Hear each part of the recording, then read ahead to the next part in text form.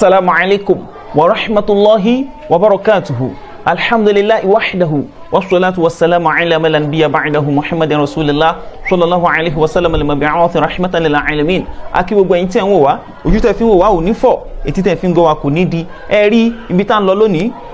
Nadhhab ila rasul sallallahu alaihi wasallam wal ansari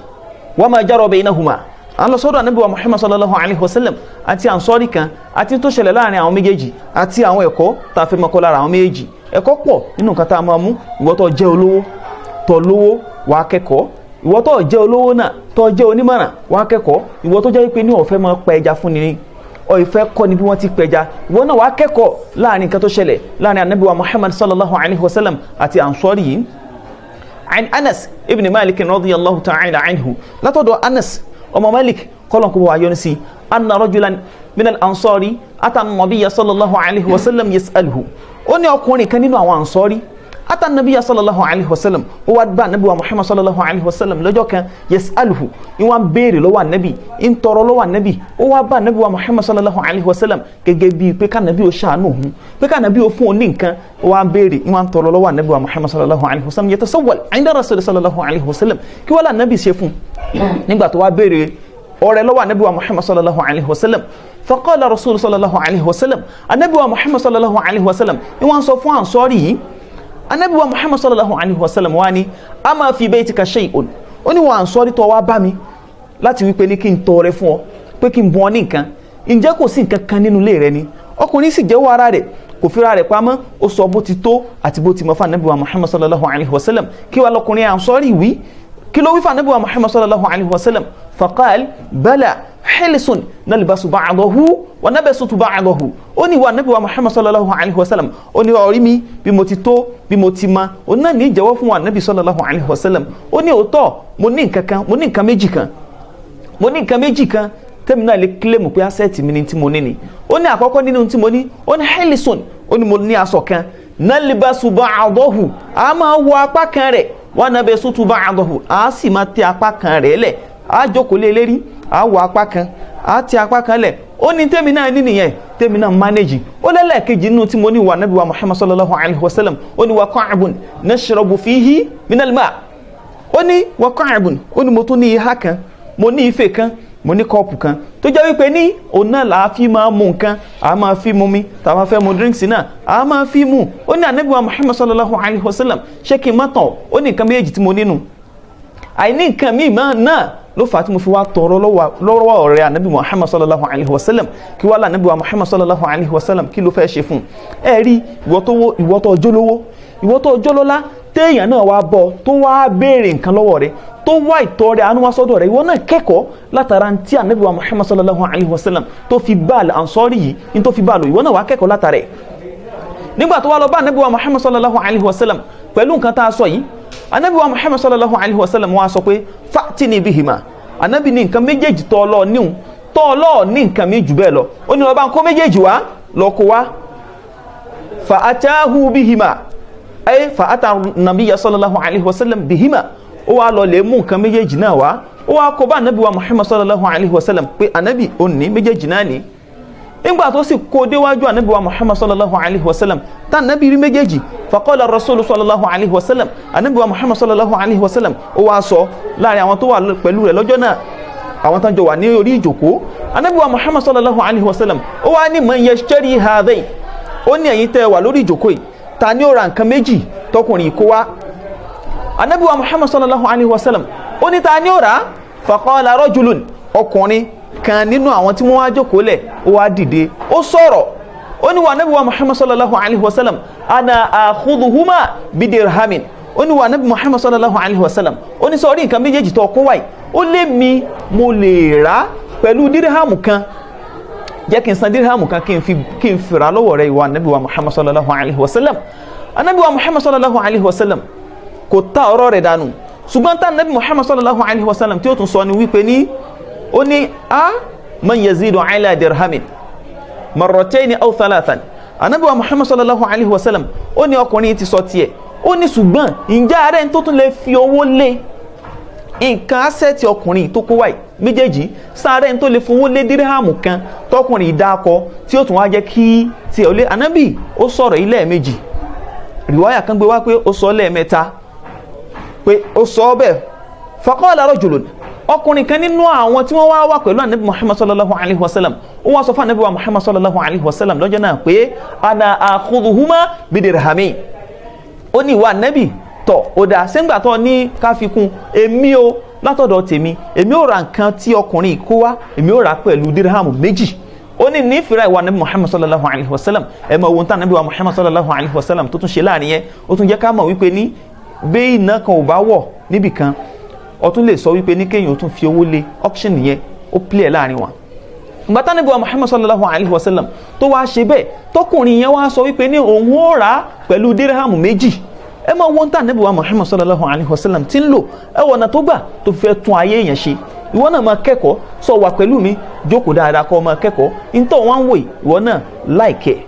subscribe sí kọ́ love kó dẹ̀ tún share kí àwọn èèyàn náà kí wọ́n lè kẹ́kọ̀ọ́ látara tí ànábì wa Muhammad sallallahu alaihi wasallam in tí fi ń kọ́ wa lẹ́kọ̀ọ́ yìí in tá a fẹ́ kọ́ lẹ́kọ̀ọ́ látara rẹ̀ ìwọ náà jáwọ́ ẹlòmínà ò jàǹfààní látara rẹ̀ nígbà tó kúnni wá lóun máa rà pẹ̀lú dirham méjì fa a'tahuma iyyahu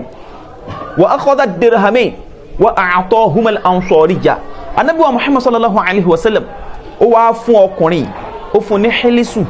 àti kọ́ọ̀bù nǹkan méjì tọkùnrin kó wá gẹ́gẹ́ bí asẹ́tẹ̀ ó wá kó fún ànábì wa Muhammad sallallahu alaihi wasallam gbà tó kó fún ó gba dirhamu méjèèjì náà ànábì gbà á sọ́wọ́ bá ànábì ṣe gba dirhamu méjèèjì náà sọ́wọ́ ànábì tí ṣe ń jàǹbá kò sọ fún ẹni tó tajà rẹ̀ wípé ní màá gba pàṣẹ lórí ẹ̀ màá gba percentage kan báyìí lórí ẹ̀ àbí màá gba commission kan lórí ẹ̀ àbí réètì kan ní àjọ fi pín owó yìí ànábì wa Muhammad sallallahu alaihi wasallam kò sọ bẹ́ẹ̀ ànábì wa a'tahuma al-ansariyya ànábì sì kó fún ansori pé owó rẹ̀ rèé o owó rẹ̀ rèé owó rẹ̀ ń ta nǹkan rẹ̀ tààtà ó ní mo kó lé ọ lọ́wọ́ yìí ìgbà tá ànábì wa Muhammad sallallahu alaihi wasallam tó wá kó lé lọ́wọ́ ànábì ṣe follow up torí pé ní ó fẹ́ tún ayé rẹ̀ ṣe ni ó fẹ́ yí ayé rẹ̀ padà ní ìwọ náà tó fẹ́ ṣàánú èèyàn ìwọ náà máa tẹ̀lé débi tí ó ti fi ṣe oríire ni má padà mọ́ dáadáa ànábì wa ní tọ̀ owó tí mo wá kó fún ọ yìí ishtari bi ahadihima ta'aman fambidhu ila ahlik ó ní ìkànnù dirhamu méjèèjì tí mo fún ọ yìí ó ní mo fẹ́ kó o fi ra oúnjẹ ó ní tó bá ti wá ra oúnjẹ ọ̀hún tán pẹ̀lú dirhamu kan yìí lọ jù ú sí ọ̀dọ̀ àwọn ará ilé rẹ lọ gbé oúnjẹ yẹn fún àwọn ará ilé rẹ torí wípé ní kí ni ẹ wo problem àkọ́kọ́ tá Ànábì kọ́kọ́ sọ́ọ̀bù fún ó ní wípé ní tí oúnjẹ bá ti tán nínú iṣẹ́ ti bùṣẹ́ nìyẹn tó oúnjẹ bá ti tán nínú iṣẹ́ ti bùṣẹ́ ọ lè ráyè mójútó nǹkan mi ìwọ́tọ̀ ìfẹ́ ra ń jẹ́ lé tọ́mọ ní ẹ̀rá kúsẹ́kúsẹ́kúsẹ́ tó sì lágbára àti lè ra jù bẹ́ẹ̀ lọ ìwọ náà mú tiẹ̀ níbẹ̀ o wọn náà mú tí ẹni bẹ́ẹ̀ torí pé ní náà ni ó fi wọn náà lọ́kàn balẹ̀ tí wọn náà fi lè máa ṣe nǹkan tó fẹ́ ṣe Ànábì ní ó yá lọ fi ra oúnjẹ ilé torí tó ń jẹ bá ti tán tó bá ti kú ònú iṣẹ́ bùṣe nìyẹn ọkùnrin wa gbà á bẹ́ẹ̀ Ànábì wa ni washtari bil akhari qaduman fajini bihi Ànábì wa Muhammad sallallahu alaihi wasallam ó wá sọ wípé ní ó wá rí owó ẹlẹ́ẹ̀kejì tí mo fún ọ nínú dirhamu méjèèjì yẹn ẹlẹ́ẹ̀kejì lọ fi ra àáké kọ̀ wá mú wá bá ìmì ànábì wa Muhammad sallallahu alaihi wasallam fa'ata nabiya sallallahu alaihi wasallam al-qadu ó wá lọ lè ra àáké ọ̀hún ó wá lọ lè fún ànábì wa Muhammad sallallahu alaihi wasallam ní àáké tó rà ìgbà tó fún ànábì ní àáké tó rà àáké ibi ẹnu àáké ibi irin yẹn ló rà wá ma tún kẹ́kọ̀ọ́ kan lára níbí o tún kẹ́kọ̀ọ́ kan níbí o ó ní wípé ní ìrànlọ́wọ́ tí wọn náà bá tún lè fi ran ẹni tó fẹ́ ràn lọ́wọ́ tún ṣe ìrànlọ́wọ́ fún lórí ẹ̀ ṣe mọ̀ wípé ní ó ti náwó tán báwọn ṣùgbọ́n àáké tó rà ó tún bùkátà sí nǹkan kan tí ó lè jẹ́ kí àáké kó lè ṣiṣẹ́ ẹni tó fẹ́ ṣe ṣùgbọ́n owó tó ọkùnrin ti náà tán mọ̀ pàgbára rẹ̀ ò ká mọ́ Ànábì wa Muhammad sallallahu alaihi wasallam fa akhadha minhu Ànábì wa gba àáké lọ́wọ́ rẹ̀ tí ṣe dédé bí rìn فشد فيه النبي صلى الله عليه وسلم عودا بيده الكريمة النبي محمد صلى الله عليه وسلم ó wá bá dé igi ó bá dé mọ́ bí àáké ó bá ṣe igi àáké sí pẹ̀lú ọwọ́ rẹ̀ alápọ̀nlé ni Ànábì fúnra rẹ̀ ló ṣe ó náà fi yẹn ó tún fi assist ẹni tí ń ṣàánú rẹ̀ lọ́wọ́ yìí Ansari tá Ànábì ń ṣàánú rẹ̀ lọ́wọ́ yìí Ànábì tó wá fi assist ẹ̀ bẹ́ẹ̀ Ànábì wa gbé àáké fún ó ti wá di odidi àáké Ànábì wa Muhammad sallallahu alaihi wasallam nígbà tó wá fún thumma qala lahu an-nabiyyu sallallahu alayhi wa sallam lẹ́yìn ìgbà náà Ànábì wa Muhammad sallallahu alayhi wa sallam ni wọ́n sọ fọ́kùnrin tó ti gbé àké fún yìí ó ní idhhab fahtatib wabi' wala arayannaka 15 yawman. Ànábì wa Muhammad sallallahu alayhi wa sallam ó wá sọ yìí pé ní idhhab ó ní gbàákẹ́ kó wá máa lọ fahtatib kó wá lọ lè máa kó lọ máa ṣẹ́gi lọ́ máa ṣẹ́gi wabi' kó wá máa wá tà yàní lọ́ máa ṣẹ́gi tà lọ́ fàákẹ́ lọ́ máa fi ṣe iṣẹ́ ó ní wala arayannaka fala arayannaka mọ́ wá jẹ́ kí n rí ọ 15 yawman ní tí ó fi tó ọjọ́ 15 mẹ́jẹ̀ ń rí ọ kó tún wá sí àhín lọ bízì pẹ̀lú iṣẹ́ rẹ kó máa ẹni owó rẹ̀. Ànábì Muhammad sallallahu alayhi wa sallam ó ṣe wá ṣe báyìí fún ọ arákùnrin tán arákùnrin bá gbéra fadhahaba ọkùnrin wá lọ yahtatibu wa yabi' ó wá di wípé ní ìlọ̀lẹ̀ ṣẹ́gi bí ṣe ń ṣẹ́gi náà ní ń tà bí ṣe ń ṣẹ́gi ní ń tà bí ṣe ń ṣẹ́gi ní ń tà nígbà tí wọ́n ń ṣẹ́gi tí ń tà bẹ́ẹ̀ tó bẹ̀rẹ̀ iṣẹ́ yẹn tí ń ṣe lọ fajaa wa qad asaba 10 darahima ó wá padà wá bá Ànábì wa Muhammad sallallahu alayhi wa sallam àsìkò gbà tí ó wá bá Ànábì wa Muhammad sallallahu alayhi wa sallam ọwọ́ rẹ̀ ti wá bá díríhàmù 10 ó ti ní owó ti rówó kójọ díẹ̀ ó ti wá kó díríhàmù 10 jọ ìgbà tó wá kó díríhàmù 10 jọ tó wá bá Ànábì wa Muhammad sallallahu alayhi wa sallam fashtara bi ba'diha thawban ó wá rà nínú díríhàmù 10 ọ̀hún bi ba'diha apá kan bẹ̀ ó lọ fi ra sọ washtara bí ba'diha ta'aman apá kan bẹ̀ náà ó tún wá fi ra oúnjẹ chain yòókù ó tún ṣẹ́kù sí lọ́wọ́ ẹ̀rí ẹni tó de jẹ́ wípé ní wá ń tọrọ lánàá ìwọ náà máa wọ ká nípa Ànábì wa Muhammad sallallahu alayhi wa sallam ó kàn lọ fún ní owó kan sẹ́mi pé ní owó tó fún yóò tún náà tán yóò tún padà máa tọrọ lọ ṣùgbọ́n Ànábì solve problem ẹ̀ ni wàhálà tó gbédé wájú Ànábì débi pé ń tọrọ Ànábì wá solve problem yẹn bó ṣe wá di pé ní ó rí owó ra aṣọ ń bẹ̀ ó tún rí owó ra oúnjẹ ń bẹ̀ Ànábì wa Muhammad sallallahu alayhi wa sallam tó sì tún ṣẹ́kù change sí lọ́wọ́ Ànábì wa Muhammad sallallahu alayhi wa sallam tó ti bẹ́ẹ̀ kò ní kó mú pàṣẹ wá o kò ní kó wá máa san kankan torí pé òun ló ń fọ̀nà má ń sọ wípé ní ẹni tó bá ṣàánú tó bá wá fi ẹ̀mí ìmoore hàn ní ọmọ gbà o ṣùgbọ́n Ànábì wa Muhammad sallallahu alayhi wa sallam kò request fún kankan bẹ́ẹ̀ lọ́wọ́ rẹ̀ ó ṣàánú rẹ̀ débi wípé ní òun náà fi lè dá dúró nígbà tó wá dá dúró bẹ́ẹ̀ Ànábì wa Muhammad sallallahu alayhi wa sallam ó wá sọ ọ̀rọ̀ kan fún ó ní hadha khairun lak ó lélẹ̀ ó lóore fún ọ rí pé tí wọ́n náà ṣe ó lóore fún ọ min an taj'al al-mas'alatu nuktatan fi wajhika yawm al-qiyamati ju wípé ní kí ọ̀n tọrọ ọ̀n bẹ àwọn èèyàn pé ẹ bùn mí lónìí ẹ bùn mí lọ́la ju kí ó wá mú nukta àwọn nǹkan tí ó jẹ́ sport tí ó sì kólókòló sí ọ lójú lọ́jọ́ gbẹ̀ndẹ̀ al-qiyama tí ó wà dá sí ọ lójú tí ó jẹ́ yẹpẹrẹ fún ọ táwọn yóò fi wá máa mọ̀ pé lágbájá yìí tọrọ ni lágbájá yìí ẹbùn mi ní ṣe láyé tí wọ́n fi wá mọ̀ bẹ́ẹ̀ Ànábì ní sọ pé lè lóore fún ọba tí wọ́n náà lè dá dúró Ànábì wa Muhammad sallallahu alayhi wa sallam ó wá ní innal mas'alata la tasluhu illa li thalathatin ibẹ̀ ní hadith yẹn ti wá jáde Ànábì wa Muhammad sallallahu alayhi wa sallam ó wá ní ọ̀rí ká máa tọrọ ká máa sọ wípé ní ẹbùn mi nítorí Ọlọ́run Ànábì ní kò tọ́ fún yàn kankan àyàfi yàn mẹ́ta kan òun náà ní tá a fi bẹ̀rẹ̀ wípé ní kọ́lọ́wọ́n bá kódà kó má ṣe wá lọ́kọ̀ọ̀kan nú ẹ̀ in tí ó fi wá di wípé ní wọ́n máa tọrọ fún wa àbáwá náà máa tọrọ Ọlọ́run dákun má jẹ́ ó ṣẹlẹ̀ sí wa. Ànábì wa Muhammad sallallahu alayhi wa sallam ó wá ní kò tọ́ kéèyàn ó máa tọrọ pé ẹbùn mi nítorí Ọlọ́run àyàfi fún yàn mẹ́ta kan Ànábì wa Muhammad sallallahu alayhi wa sallam ó wá ní ẹlẹ́ àkọ́kọ́ illa lidhi faqrin mudhiqin ó ní àyàfi fún ẹni tó jẹ́ wípé ní òsì tó le kókókó ti gbá mú ìyẹn náà pè ní grinding poverty òsì tí máa lọ ní mọ́lẹ̀ òsì tí máa rún ni ẹ̀mọ̀ ìyàtọ̀ ń bẹ láàrin kó sì ó fọwọ́ bá ní àti kó sì ó lọ èèyàn mọ́lẹ̀ kó rún yàn irú faqru mudhiqin tànàbí sọ yìí òsì tí máa rún ni tí ó lọ ni ó nígbà tó bá wá dé báyàn tó lágbára tó bẹ́ẹ̀ ó nírú ẹni bẹ́ẹ̀ ó wá lè máa tọrọ Ọlọ́run dákun má ṣe tiwa bẹ́ẹ̀ má ṣe tèmi àtẹ̀yin tẹ́ ń wò mí àtẹ̀yin tẹ́ ń gbọ́ mi gbogbo ẹ̀ka ìtẹ́ bá wà Ọlọ́run dákun má ṣe tiwa bẹ́ẹ̀. Ànábì dẹni àkọ́kọ́ nìyẹn Ànábì wa Muhammad sallallahu alayhi wa sallam ó wá ní ẹni ẹ̀kejì tí òun náà tún lè máa tọrọ tá a fún níyọ̀ǹda pé kó máa tọrọ olóòn náà ni lidhi gurmin mufudhi'in. òun náà lẹ́nu tó jẹ́ pé ní gbèsè tó ní agbára, gbèsè tó nípọn, gbèsè tó kí, gbèsè tó wúwo, ó ti sẹ́ sí lọ́rùn. bí ṣe ń bọ́nù ọ̀kan nìmí ń sẹ́, bí ṣe ń bọ́nù ọ̀kan nìmí ń sẹ́, tó wá jẹ́ pé ní kò wá bọ́nù gbèsè sàn sẹ́ sí lọ́rùn ni. ànábì ní ẹni tí gbèsè tó wá wúwo gúrúmì ìsẹ́nu gúrúmì pé wọ́n máa pe kíní kan ní ó gbowó gúrúmì kí tẹ́ wá ṣe pé ó ń gbowó gúrúmì, ṣùgbọ́n lóun kàn ní kí gbèsè ó máa sẹ́ sí lọ́rùn náà ni. ẹni tí gúrúmù mufudhi'an tó náà bá tún wá ṣẹlẹ̀ síbẹ̀, ànábì wa Muhammad sallallahu alayhi wa sallam ó ní kó náà máa ṣe kíni, kó náà máa tọrọ. ó ní irú ẹni bẹ́ẹ̀ ó tún lè máa tọrọ. ẹ̀rí kó náà tún dá, ọlọ́run dákun má tún ṣe wá bẹ́ẹ̀, àtẹ̀mí àtẹ̀yìn tẹ́ ń wò mí, ọlọ́run má tún ṣe tiwa bẹ́ẹ̀. ànábì wa ní ẹlẹ́ẹ̀kẹta nínú ẹni tí ó lẹ́tọ̀ọ́ àti máa tọrọ kó máa tọrọ, ó ní lidamin muji'in. òun náà ní dámù muji'in, ẹ̀jẹ̀ kan tó jẹ́ wípé ní máa kó ẹ̀tẹ̀ ìró bá ni. òun náà ní wípé ní ẹni tó jẹ́ wípé ní bóyá ó ṣèèṣì pààyàn ni, pààyàn tán wá ní wọ́n gba owó ẹ̀mí lọ́wọ́ ẹ̀, ó wá títí ó kó bá wọn ará ilé títí wọn ò rí, wọ́n wá ń wá, wọ́n ń dààmú tó sì jẹ́ wípé ní àwọn tí wọ́n jẹ ní gbèsè yìí, tí wọ́n dá ọ̀ràn tí wọ́n jẹ ní gbèsè yìí, wọ́n ti ń dà wọ́n láàmú pé kí wọ́n san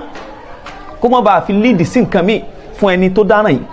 wọ́n wá sọ òun náà wá títí kò rí, wọ́n ní irú ẹni bẹ́ẹ̀ òun náà lè máa tọrọ pé ẹ ṣàánú mi nítorí Ọlọ́run, ẹ ṣàánú mi nítorí Ọlọ́run. àti ìkànnù mẹ́tẹ̀ẹ̀tọ́ Ọlọ́run má fi kàn wá, Ọlọ́run má fi kàn wá. bẹ́ẹ̀ náà ni àwọn nǹkan míì tún wà tí wọ́n fà á téèyàn fún máa tọrọ o. ẹni tá ìsàn dè mọ́lẹ̀ sẹ́mi pé ní tó wà lọ́sípítù tó sì bá ti mú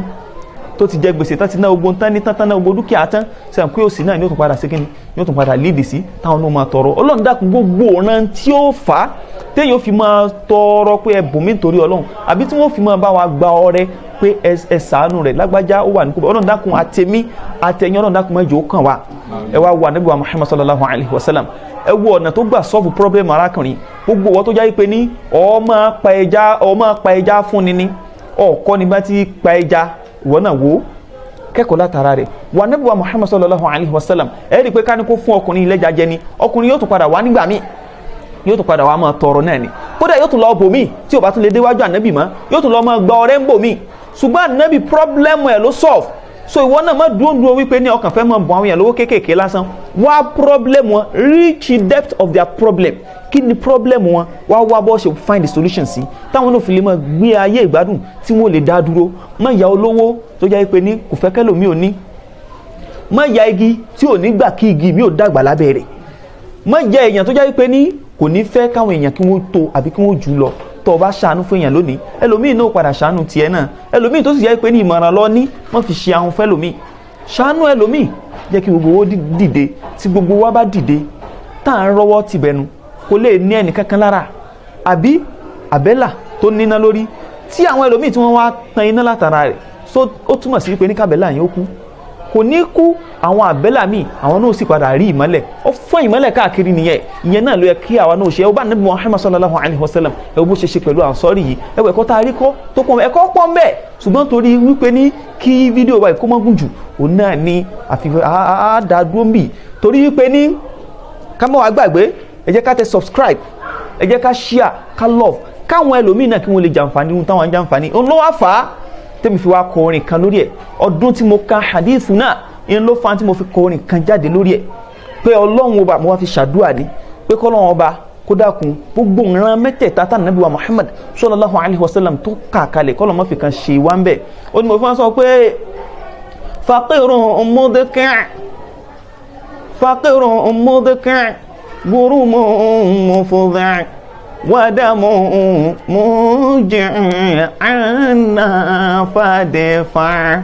faqirun mudki' gurumun mufudhi' wadamun muji'an fadfa'. Ọlọ́run faqirun mudki', òsì tí máa lọ ni, tí máa bá yẹni jẹ́, Ọlọ́run dákun ká kúrò fún wa. gurumun mufudhi', gbèsè